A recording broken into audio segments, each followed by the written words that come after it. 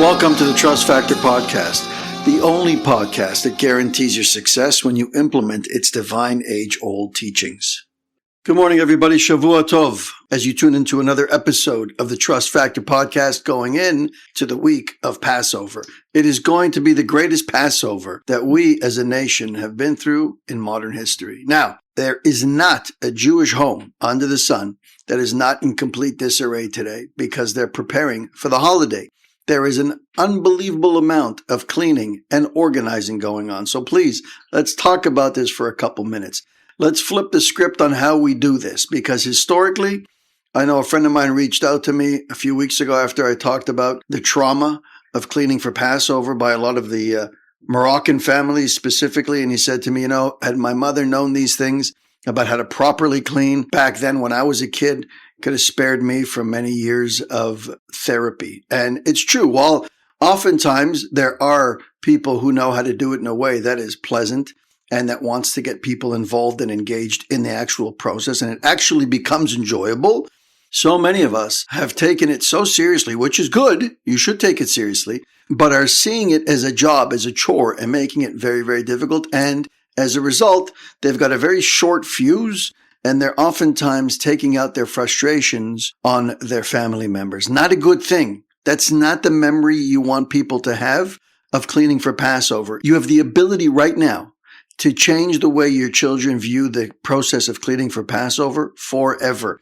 and to make it an enjoyable one. I was speaking with my rabbi about this last week, and he was saying that his memories of his mother cleaning for Passover were such amazing memories. And yet, other people, especially Moroccan families, have the opposite experience. There's a lot of truth in that concept of saving us from therapy. Mothers, Moroccan women who were cleaning the house when we were younger, made sure that everybody understood that there were rules and regulations and that you shouldn't be around. And if we don't need to see you, we shouldn't see you. And you're only in the way. And they made it very, very difficult. Don't do that. Stop it. Put an end to the vicious cycle. Here's a simple idea. When you're cleaning, don't just clean. Dance and clean. Put on some music. Put on your favorite tunes and dance. There's no reason you can't dance. You should be happy. Remember, we've said many times over since we got into the month of Adar, we said that a Jew's status quo is to be happy all the time. Sometimes we increase, sometimes we decrease. So if you're happy, you dance, and you have every reason to dance. If you stop and take an accounting of your life and think about all of the wonderful things that you've been given, all of the opportunities and the life and the children and the business and the job and everything that you've got, it doesn't take much. And even if you don't want to look externally, look internally at your heart pumping and your eyes seeing and your ears hearing and the fact that you are capable. All of that is a gift. So many of us are not deserving, and yet we get it anyways because we have a loving Father who runs the world. That in and of itself is enough to dance. That my Father runs the world, that my Father is the King of the world and that he lacks nothing and that his only job is to do for me. I should be dancing day and night. I shouldn't be able to go to sleep at night because of my excitement to know that my Father runs the world. Are you kidding me? So think about that for a second and be happy, be grateful. What an awesome life you have. And dance. We're coming up on Passover. We were freed from slavery. It could have all ended then and there, but no, Hashem came.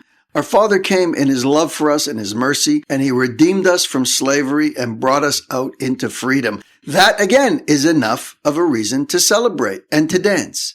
So do it. And then you can enlist your family members, and they will want to be enlisted. If they see you sweating and miserable and short-tempered and flying off the handle that everybody gets in their way, then they don't want to be around.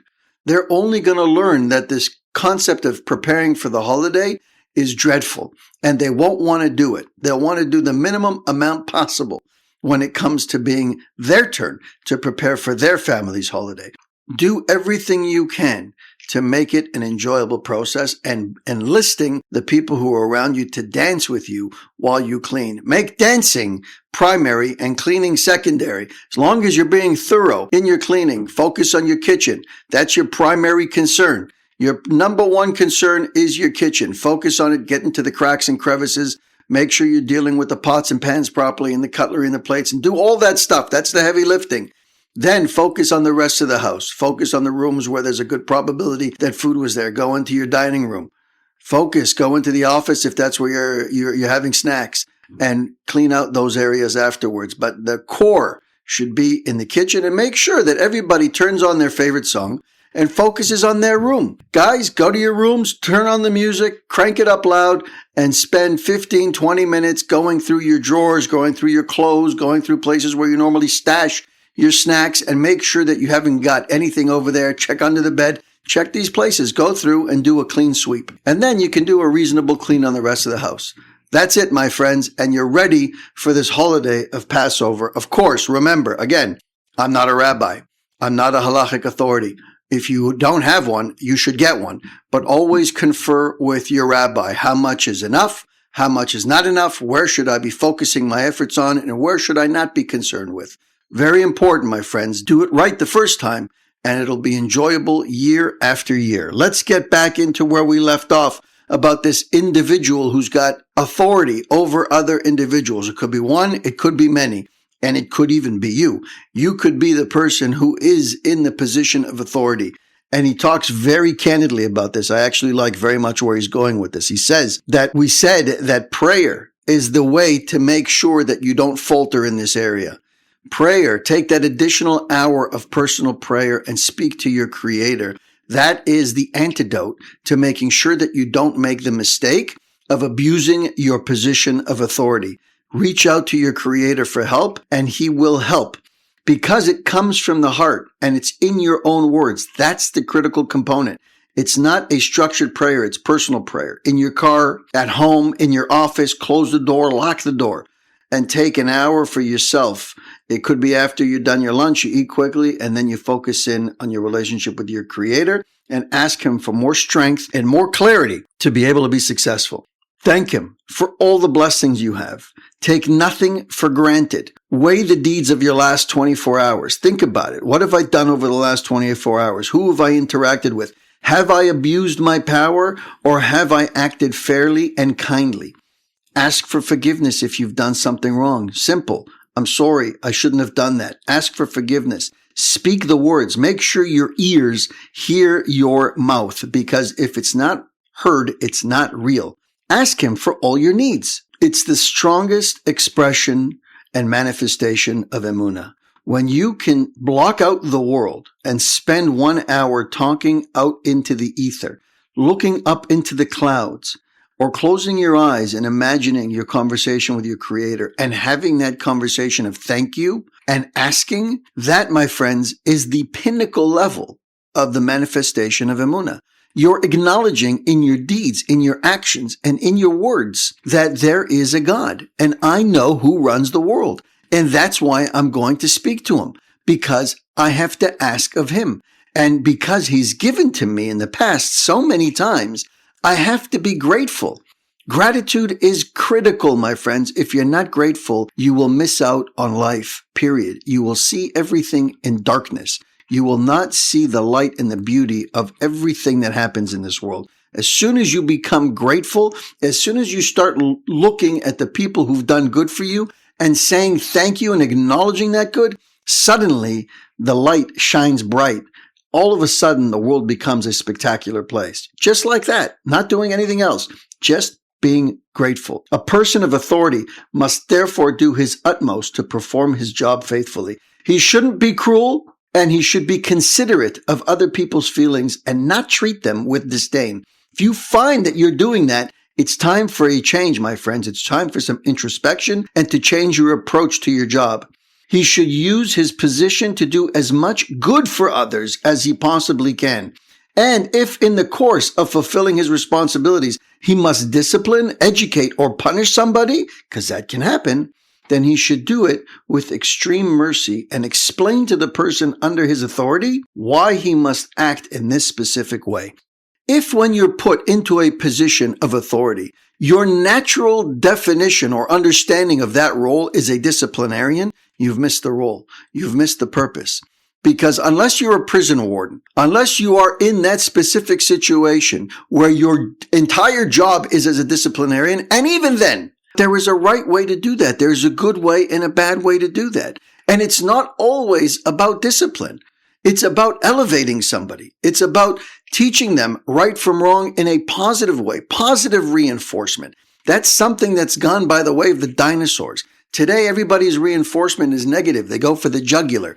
Why? People are capable of learning. They're capable of understanding simple messages, especially when it comes from a position of love. When somebody sees that you care about them and you're not just their boss, you really want to see them thrive, and you're willing to educate them through a gentle, guiding, loving hand, then the response is that much more powerful. When somebody dreads coming to work because they know that their boss is going to be all over them and because they are only disciplinarians, it's not a positive work environment. And you're contributing to that by being that disciplinarian. You can discipline with love, my friends. And that's what he's saying over here. Look for opportunities to help the people who you have authority over. By definition, if you have authority over them, that means you can also help them. It's not just putting them down or disciplining them. You have that additional obligation. It should be reversed. It should be that first your job is to elevate them. First your job is to show them the right way with a gentle, kind, loving hand.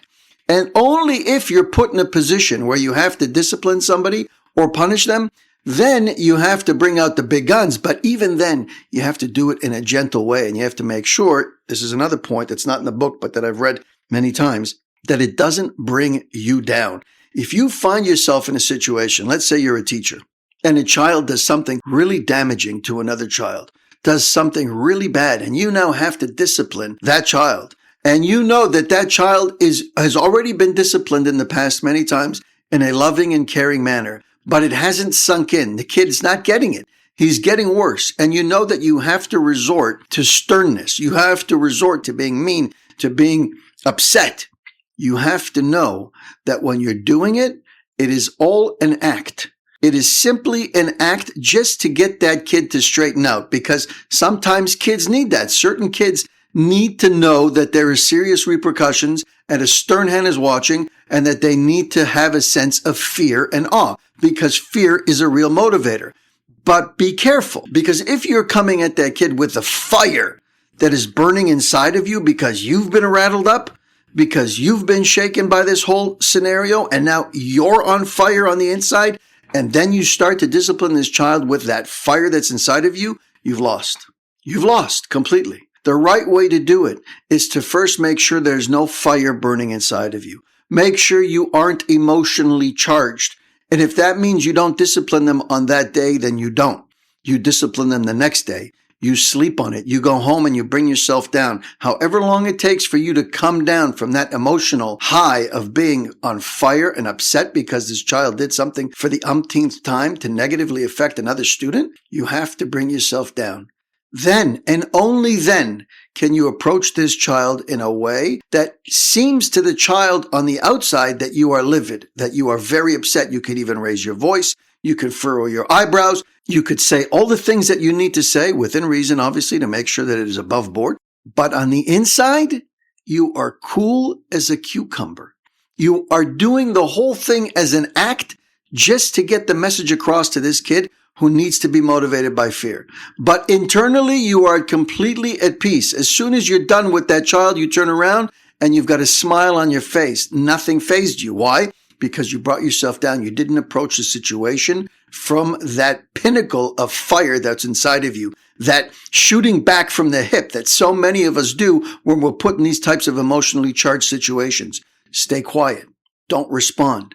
Let a few minutes pass. Let a few hours pass. Let a day pass. As long as you need to make sure that you are coming to this child from a position of love. Even with the furrowed eyebrows, it could still be and needs to be from a position of love. When you do that, my friends, Hashem recognizes and sees your actions, and he doesn't forget. Remember, it says, the divine eye sees and the divine ear hears everything, and all of our deeds are recorded forever, my friends. Think about that. Oftentimes, we're not given second and third chances. Oftentimes, we only have one shot, especially when it comes to impacting another individual and improving their quality of life, or, God forbid, doing the opposite. That sums it up for today. Please enjoy. I mean that seriously. I know it doesn't seem to jive historically, but you can enjoy your cleaning. Put the music on and start dancing, my friends. Clean away, enjoy the process, build amazing memories for your kids and your grandchildren so that they can continue to do the same thing when it comes to their turn. Have an amazing day, my friends. We'll chat tomorrow. Thank you for spending time with us on the Trust Factor podcast. If you've heard something today that moved you, save this episode and share it with someone who might need to hear it. Be sure to subscribe so you don't miss upcoming conversations that challenge, empower, and uplift. And if you're on social media, connect with us. Leave your thoughts. Drop a quote that resonated with you. Hashtag the Trust Factor podcast. Until next time, keep growing in your trust and keep living with purpose. I'm Jesse Revivo, and this has been the Trust Factor podcast. Thanks for listening.